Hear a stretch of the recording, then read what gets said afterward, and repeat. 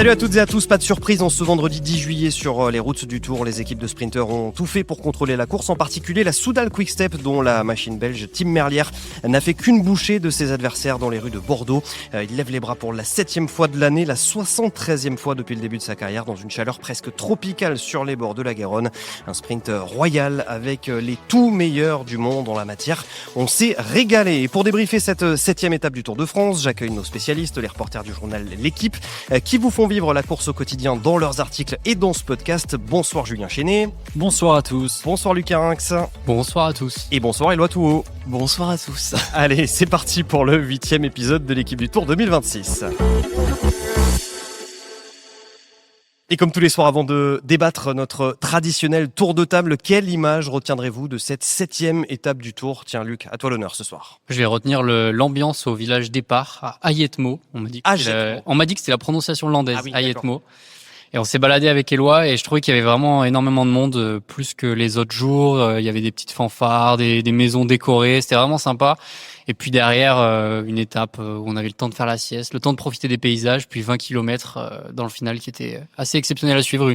Une étape cliché du Tour de France. On se prépare pour les férias du côté des Landes et à Ayetmo, il y en a une très belle. Éloi, qu'est-ce que tu as retenu toi ? Je sais pas si c'est une image, mais peut-être plus une déclaration au bus de Soudal Quick-Step. Donc le directeur sportif Tom Stills avait gagné en fait ici il y a 27 ans, 99. Voilà, donc il l'a rappelé au bus, donc le petit clin d'œil, je trouvais ça amusant. Donc voilà ma petite déclat ou image du jour, chacun choisira. Julien. Moi, pour suivre l'exemple de Luc, c'est plutôt à l'arrivée que ça m'a marqué, l'ambiance devant le bus UAE. Il était complètement cerné par des spectateurs. Bon, il y avait des Mexicains pour Del Toro, mais aussi plein de jeunes, des Français qui avaient des pancartes à l'effigie de Pogacar. Et vraiment, il y avait un monde de fous. Et pour repartir, le bus, il a dû bénéficier de l'assistance des CRS, de lignes de CRS dressées entre le bus et les spectateurs pour que le véhicule puisse s'exfiltrer. Et j'ai trouvé vraiment l'ambiance. Il y avait une ambiance enfantine. C'était très bon enfant. Et franchement, ça faisait plaisir à voir. Une longue procession de 175 km entre le département des Landes et celui de la Gironde, entre Ayetmo et Bordeaux. C'était sans surprise le menu du jour avec, pour terminer cette 7e étape, un sprint massif sur les quais de la Garonne, dans la moiteur, je le disais, du sud-ouest. Pourtant, 2 hommes avaient réussi à se faire la malle dès le départ, et parmi eux, encore une fois, le sanglier de Fouesnant, Baptiste Weistrofer, une échappée condamnée d'avance par le peloton, on y reviendra. Mais d'abord, parlons bien sûr du vainqueur du jour au terme d'un sprint, cette fois-ci assez propre dans l'ensemble. C'est le Belge Tim Merlier qui s'impose. On le dit souvent depuis le début de ce tour, une victoire là encore où il n'y a pas eu photo, Luc, pour Tim Merlier. Ouais, pourtant, dans les 500 derniers mètres, le train d'Alpecin Première Tech avec Jasper Philipsen était parfaitement lancé. Mathieu Van Der Poel fait un relais absolument énorme. Et Merlier est un tout petit peu bouché par Gaviria. Il arrive à se déporter. Je sais pas comment. Il trouve un timing idéal, il trouve la bonne fenêtre et puis surtout il a une puissance, un kick pour remonter tout le monde juste énorme quoi. Mais c'était pas gagné d'avance. Julien. Oui, c'était pas gagné. En plus, je crois qu'il perd Stuyven un peu dans le final. À 500 mètres, ouais. 500 mètres, mais il dit qu'ils se sont un peu perdus peut-être avant dans l'approche. Et c'était complexifié aussi par la perte de Bert Van der Begge, qui est je sais pas si je le prononce bien, hein, mais qui a abandonné hier. Et du coup, pour lui, c'était une énorme perte, bien sûr, mais je crois que Luc va revenir dessus.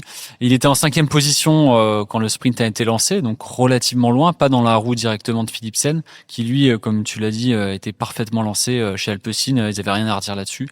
Et puis il a su trouver comme ça une brèche sur la gauche, il a traversé la chaussée et puis il n'y a pas eu photo, tout simplement. Éloi ? Non, mais Julien en a un peu parlé, effectivement. Je trouve que c'est fort au lendemain de la perte de son meilleur ami et dernier lanceur, Bert Van der Begge. Je sais pas aussi comment ça se prononce. Une grosse Berthe. Voilà, exactement. Rappelons-le, on va en parler dans quelques instants, mais c'est son pilote, voilà. Mais après, au bus de l'équipe, personne n'était vraiment étonné. En fait, il salue avant tout les qualités de Merlier et qu'il est capable en fait de sprinter avec d'autres mecs de son équipe en toute confiance. Et c'était plutôt la confiance qui dominait, alors que pourtant il se disait assez soulagé en conférence de presse.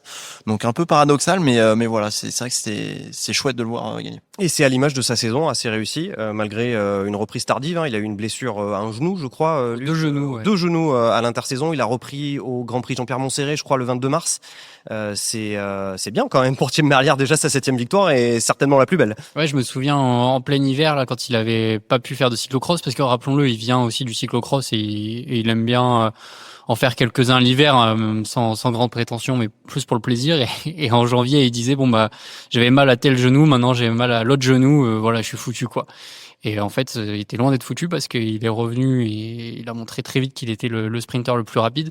Et surtout, c'est un sprinter qui se débrouille super bien dans les 5 derniers kilomètres. Il peut se débrouiller tout seul. C'est peut-être pour ça aussi que la perte de Van der Bergen ne lui a pas été si préjudiciable que ça aujourd'hui, parce qu'on le voit, il navigue de roue en roue, il arrive toujours à prendre les bonnes trajectoires. Il retrouve quand même Stuyven, t'as raison, il le perd à... Je sais pas, en fait, à partir de 4 kilomètres, ils sont plus ensemble. Stuyven roule un peu tout seul devant. Et puis il finit par le retrouver à 2 kilomètres de la ligne. Stuyven fait un boulot énorme et puis il se débrouille encore tout seul dans les 500 derniers mètres. Ouais, c'est un sacré sprinter. Essayons de rendre ça clair. Pourquoi ça aurait pu poser éventuellement souci de perdre Van der Berge, son poisson pilote? Est-ce que finalement c'est si capital que ça d'avoir un poisson pilote? Julien, je te donne la parole et après je la redonnerai à Luc et à Eloi là-dessus. Est-ce que le poisson pilote finalement il est si important que ça?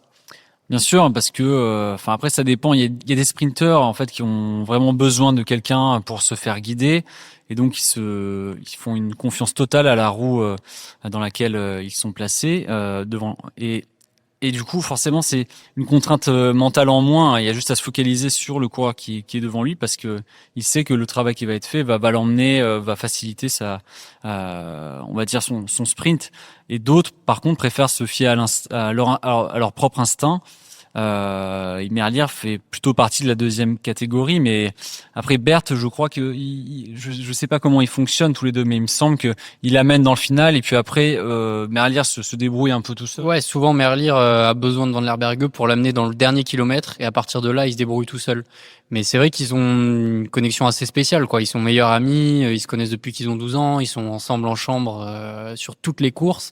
Et en fait, quand ils sont dans la roue l'un de l'autre, ils n'ont même pas besoin de se parler. Ou alors ils crient juste le prénom l'un de l'autre pour savoir qu'ils sont là. Et rien qu'à l'intonation, ils arrivent à savoir s'il faut bouger, s'il faut choisir une autre trajectoire. Donc c'est sûr que c'est quand même une grosse perte pour Merlier. Ouais, faut peut-être remettre aussi un peu de contexte de comment ça se passe dans les derniers mètres. En fait, chacun a la tête dans le guidon et on voit pas grand-chose devant nous, en fait. Et donc, avec la confiance, on connaît mieux son partenaire, son poisson pilote devant, parce qu'on roule forcément plus souvent avec lui.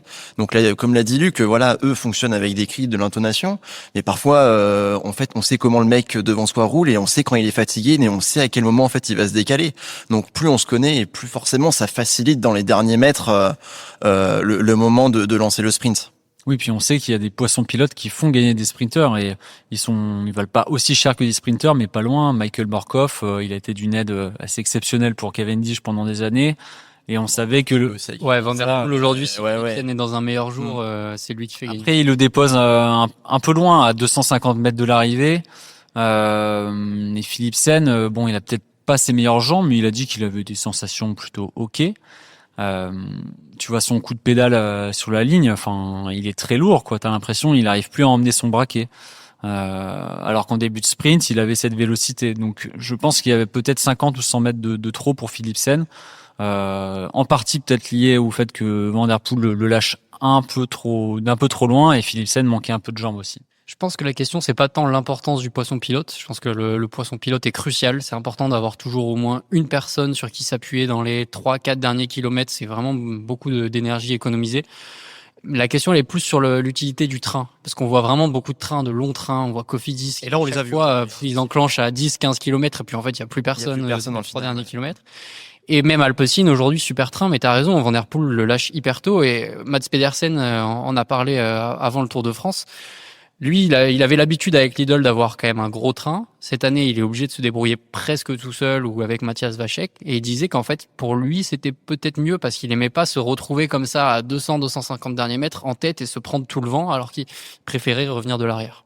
Juste pour terminer sur Thiam Merlier et après on reviendra un petit peu en arrière dans ce sprint. J'aimerais qu'on le prenne à 10, 15, 20 km de l'arrivée pour revenir sur Thiam Merlier parce que tu l'as rencontré, Luc, récemment. Qu'est-ce qui se dit là quand on est en train de sprinter comme ça à 70, 75 km/h, la tête dans le guidon, le nez dans le guidon, voilà, comme un taureau qui essaye de foncer vers l'arrivée le plus vite possible, presque sans regarder devant lui en fait. Qu'est-ce qui se passe dans la tête de ces gars-là? Bah, c'est une bonne image, l'image du taureau, parce qu'il a dit qu'il se sentait comme un animal, quoi. Il dit qu'en fait, c'est comme si c'était la dernière minute de ta vie et que tu avais un peu un instinct de survie pour trouver la bonne porte, aller le plus vite possible vers la ligne. Il dit qu'il trouve pas cette sensation ailleurs, en dehors du vélo, mais même sur le vélo. Il disait, tu me demandes de faire le même effort, un sprint intermédiaire, j'en suis incapable. Je sais pas ce qui se passe, mais dans les 5 derniers kilomètres, si je suis dans un grand jour, j'entends plus rien, j'entends plus ce qu'on me dit dans les oreillettes et je bascule un peu dans une autre dimension, quoi. C'est fascinant quand même d'entendre ces mots, relayés par Luc Harinx, mais ces mots de Thiam Merlier,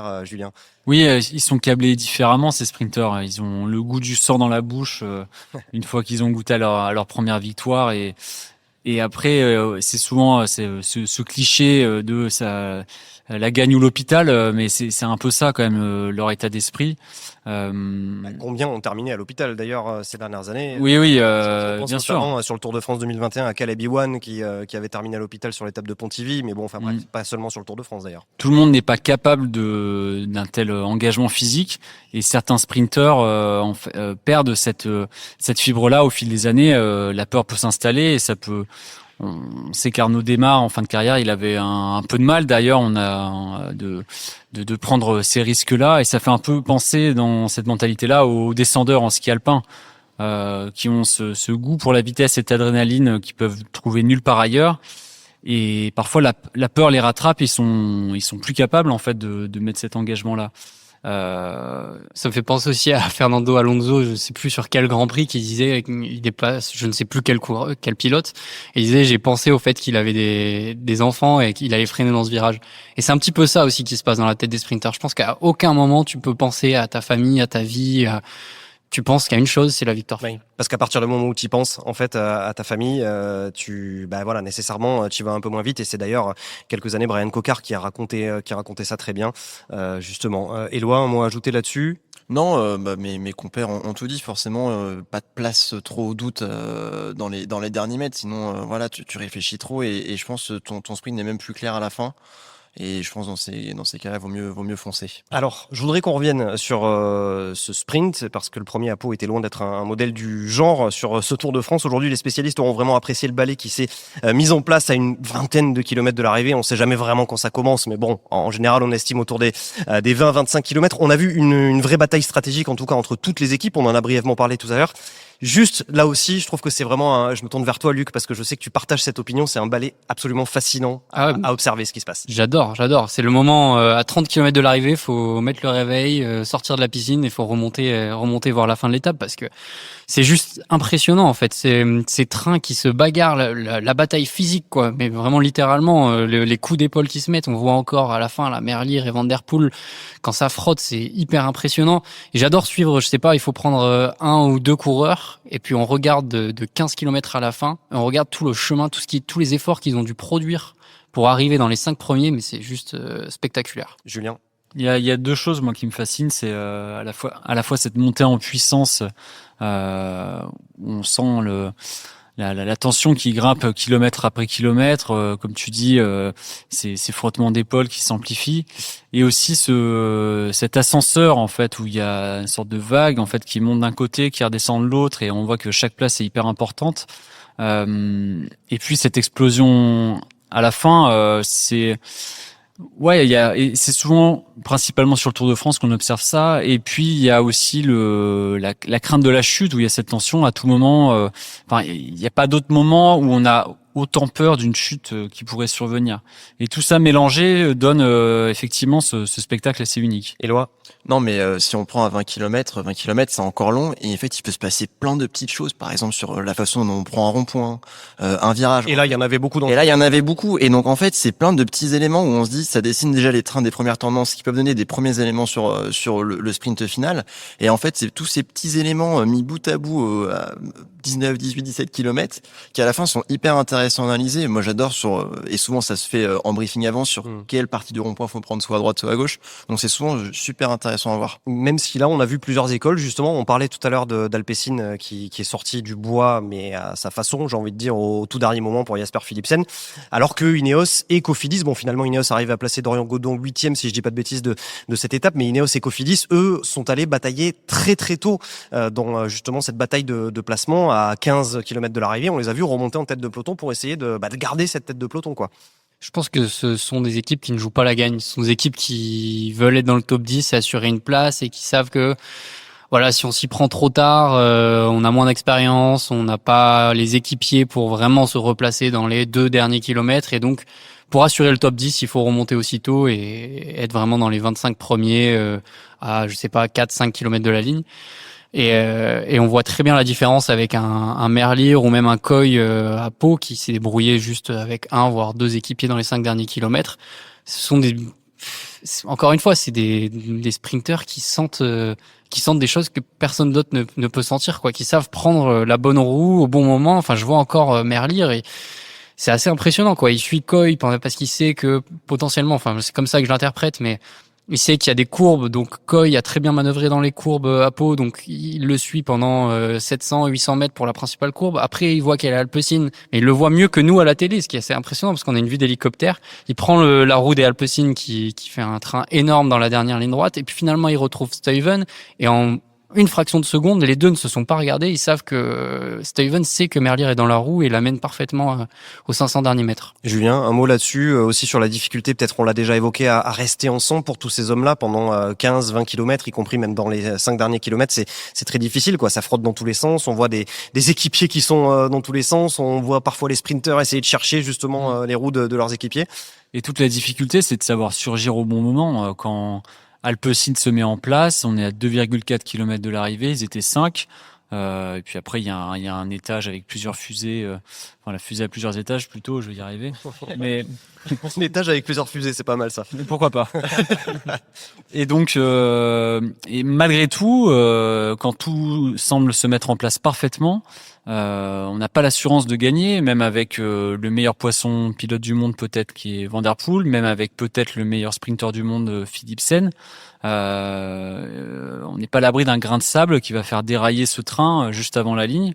Et c'est ce qui s'est passé, où j'ai l'impression que peut-être que Van der Poel a été lâché un peu plus tôt que prévu, parce que peut-être qu'un équipier avant n'a pas pu prolonger, avoir ses 100 mètres de plus pour permettre au bout du fil en fait de lâcher Philipsen dans les meilleures conditions. Donc il y a jamais de garantie, même si je trouve qu'il y a peut-être une leçon aussi à tirer de tout ça, c'est que peut-être qu'un train, je trouve qu'un train plutôt ça fluidifie un final. C'est qu'il y a moins de remous qui se créent quand il y a comme ça une équipe qui domine, qui contrôle, mais il n'y a pas l'assurance pour le sprinter concerné d'avoir la victoire. Éloi, tu voulais ajouter quelque chose là-dessus? Ouais, non, puis je pense qu'il faut juste aussi imaginer dans les conditions dans lesquelles il sprint à la fin. Une étape du Tour de France, il y a énormément de bruit. Les trains de sprinters, ils crient comme des bœufs.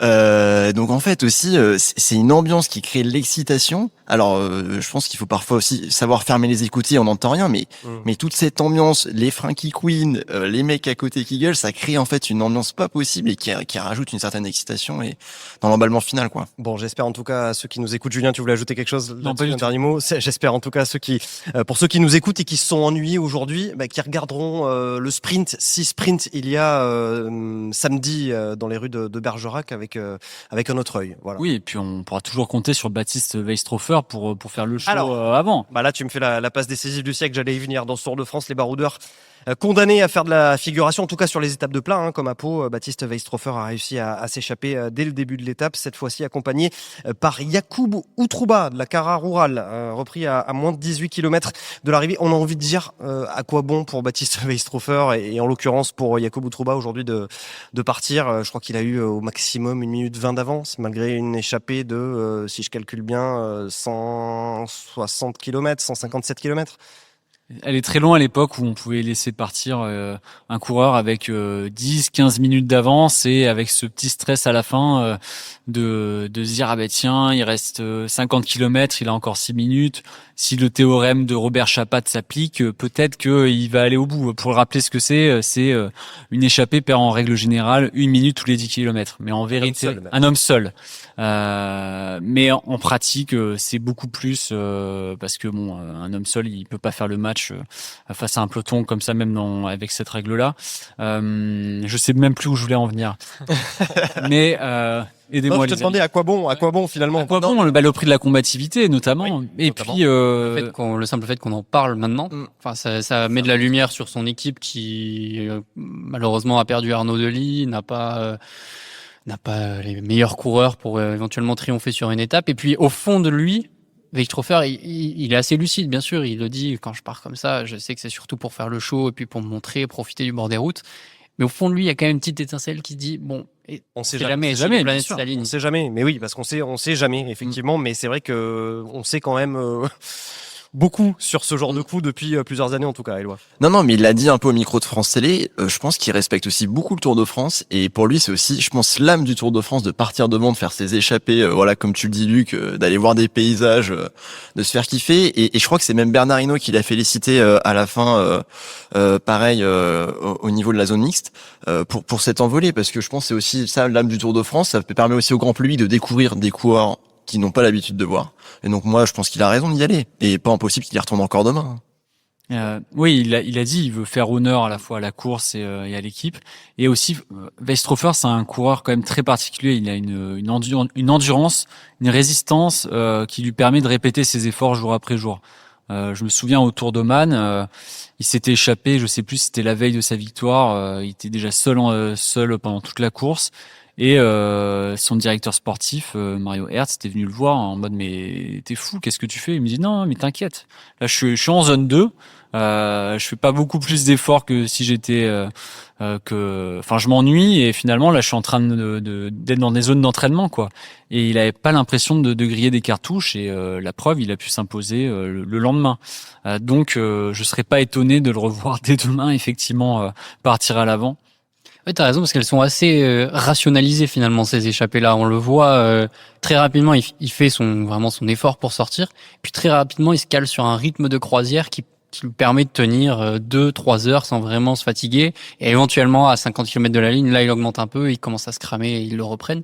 Mais tout ça est assez calculé aussi quelque part. En tout cas, on peut estimer qu'il va viser le prix de la super combativité.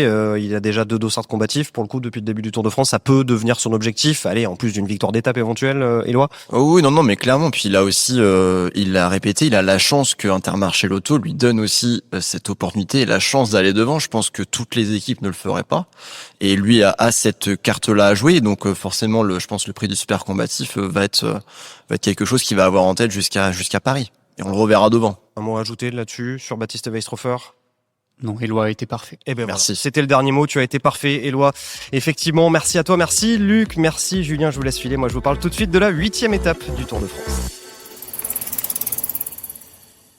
Samedi 11 juillet, encore une étape de plaine, la 8e étape de ce Tour de France 2026. 180 km entre Périgueux et Bergerac pour un parcours à 100% tracé dans le département de la Dordogne. Côté tourisme, le peloton se baladera au kilomètre 40 aux abords de la célèbre grotte de Lascaux avant de filer vers Sarlat-la-Canéda, la capitale du Périgord noir, notamment célèbre pour ses pommes sarladaises et ses truffes noires. Sur le papier, cette étape devrait une nouvelle fois convenir aux sprinteurs avec 1150 mètres de dénivelé positif et seulement 2 difficultés au menu, la côte de Dôme et la côte de Buisson de Cadouin, dont le sommet sera franchi à 40 km de l'arrivée. 2 ascensions classées en 4e catégorie. Difficile donc d'imaginer un autre dénouement qu'un 3e sprint massif sur ce tour, qui serait le 2e en 2 jours. Après Olaf Koy à Pau, mercredi, et Tim Merlier, vendredi à Bordeaux. Qui parviendra cette fois-ci, dans ce cas-là, à lever les bras sur la ligne d'arrivée à Bergerac? Binyam Girmay ou Jasper Philipsen arriveront-ils enfin à scorer sur ce tour? Une échappée pourra-t-elle déjouer les pronostics? Réponse samedi peu après 17h et nous on se retrouvera juste après pour un nouvel épisode de l'Équipe du Tour disponible sur l'appli L'Équipe et sur toutes les bonnes plateformes de podcast. L'Équipe du Tour, un podcast réalisé par Mathieu Roclago et nous on se dit à demain.